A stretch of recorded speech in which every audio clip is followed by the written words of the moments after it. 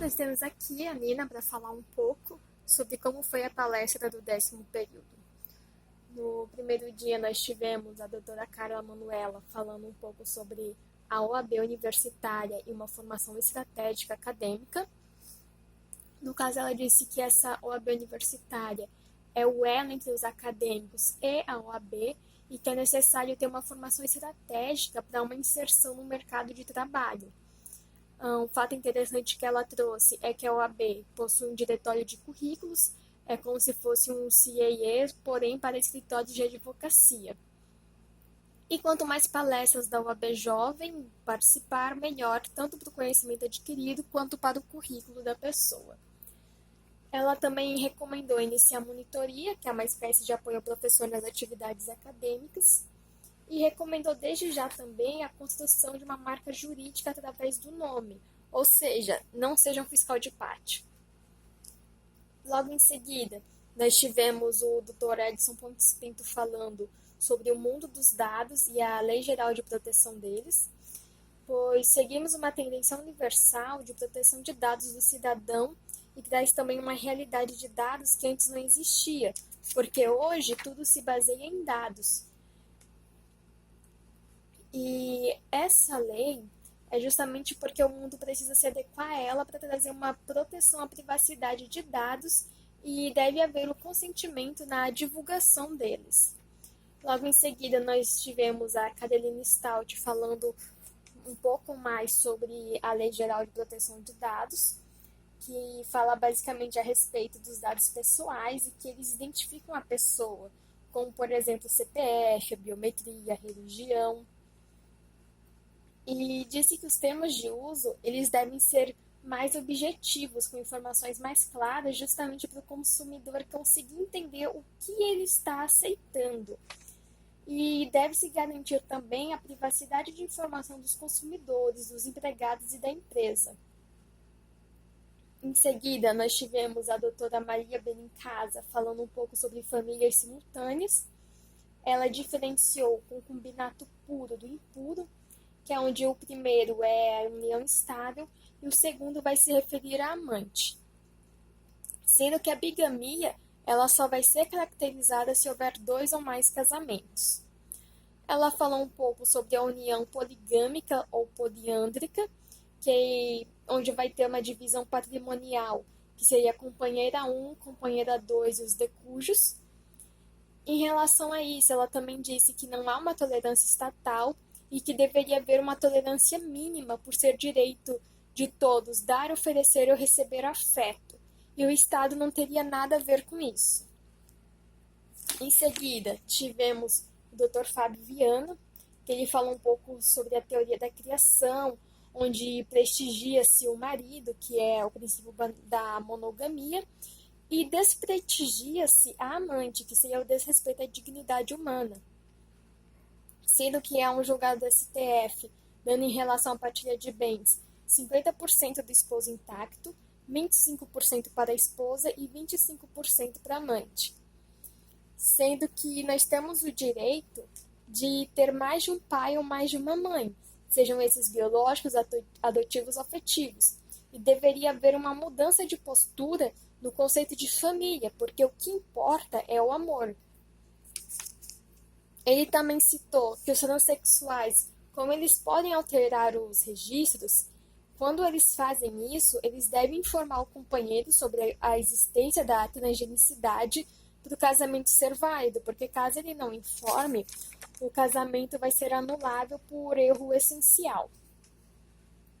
O último palestrante da noite foi o Dr. Breno Azevedo, que ele falou que a união estável ela tem uma natureza de ato jurídico em sentido estrito, ou seja, todos os efeitos derivados do ato não são controláveis.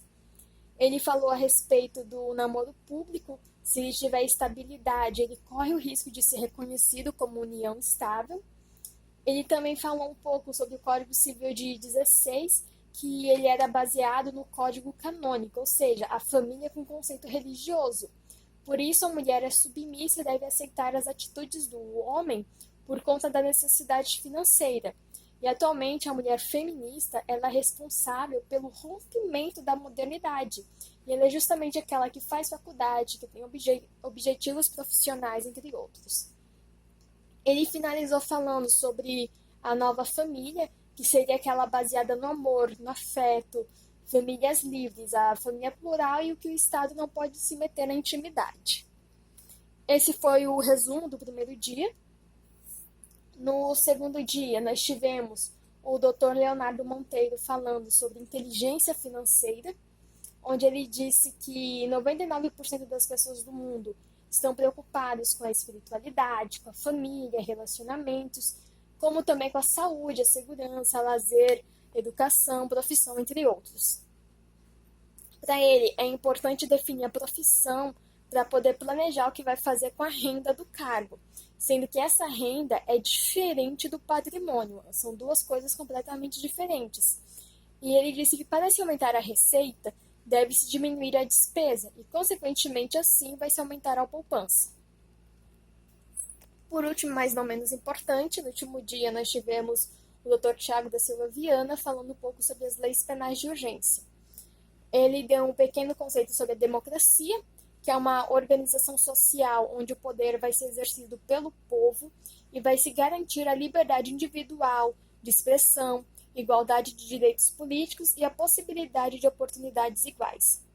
Ele falou também sobre o garantivismo constitucional, que deve estabelecer direitos mínimos, e trouxe os 10 axiomas do garantismo penal, que é para deixar claro que o poder de punir não pode ser ilimitado, devendo seu exercício ser, na verdade, limitado por regras claras, sendo elas o não há pena sem crime, não há crime sem lei, não há lei sem necessidade, não há necessidade sem ofensa a bem jurídico, não há ofensa sem ação, não há ação sem culpa, não há culpa sem processo, não há processo sem acusação, não há acusação sem prova e, por último, não há prova sem contraditório. Ele diz que a Constituição ela tem uma visão voltada para o réu e não para a vítima, ou seja, vai trazer garantias de defesa. Ele finalizou com as leis penais de urgência, que são criadas fora dos axiomas em decorrência do clamor social. Então, elas vão se destinar a dar satisfação momentânea a uma opinião pública abalada por crimes de repercussão, como pornografia de vingança, o pacote anticrime, lei do feminicídio. E, por último, ele salientou a importância das prerrogativas da advocacia. Em relação às oficinas que tiveram no segundo dia, eu participei do Dr. Yuri Peixoto, que ele falou sobre as petições cíveis. Então, ele apresentou um modelo de petição, como ela funciona, toda baseada nos artigos.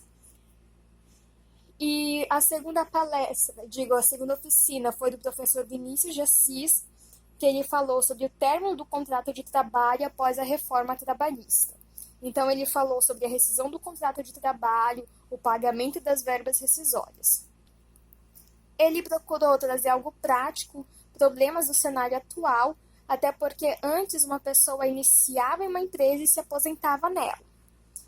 Então, ele apresentou algumas formas de extinção, como uma dispensa com ou sem justa causa, e ele focou na inovação que a reforma trabalhista trouxe, que foi o acordo.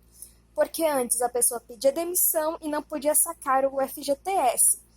Então, o trabalhador chegava para o empregador: vamos fazer acerto? Você me manda embora. Daí o empregador ficava: mas eu vou ter que pagar verba rescisória.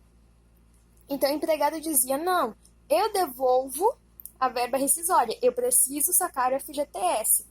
Então eles faziam um acordo por fora e isso acabava sendo uma fraude, por não preencher o requisito para sacar o seguro-desemprego.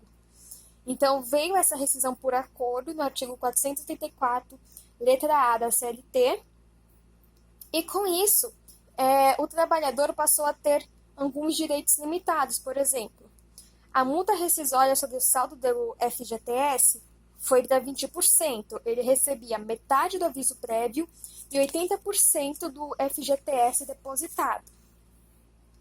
As demais verbas vão ser devidas em sua integralidade, ou seja, o direito ao 13º, as férias, as horas extras não pagas, sendo que isso é uma regra geral baseada no contrato de trabalho com prazo indeterminado.